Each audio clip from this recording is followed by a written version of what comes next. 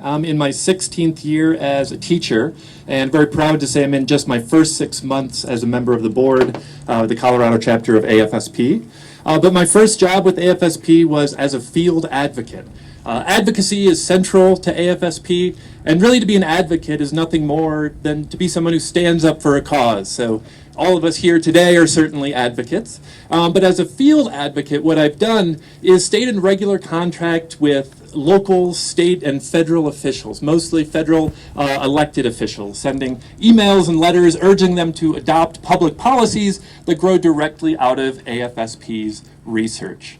One of the opportunities I had as a field advocate back in February, advocates from all over the country traveled to Washington, D.C., so for one day, Capitol Hill was overrun with AFSP advocates. And with a couple other people, I visited every office of the Colorado Congresspeople, the offices of both Colorado senators, and I urged those legislators to consider mental health parity as a priority, supporting what's called the SPRINT Act, which is I don't remember, a Research Innovation Act, Suicide Prevention Research Innovation Act. We've had other small victories like movement on a suicide barrier for the Golden Gate Bridge, things like that, more research into the causes of veteran suicides. But more importantly, in my experience, or what I got most out of my experience as a field advocate, was being in those offices, those legislative offices on Capitol Hill, and being asked why I'm involved. And like so many people, I said, well, I'm involved because I'm a survivor of suicide loss. I lost my Uncle Richard to suicide.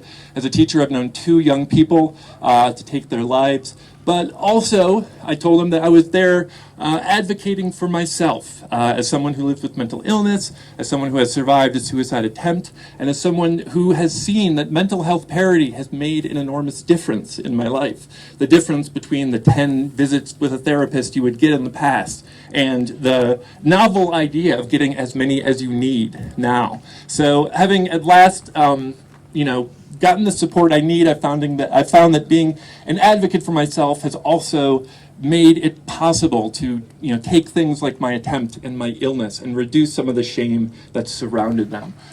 They've become a cause rather than a source of embarrassment.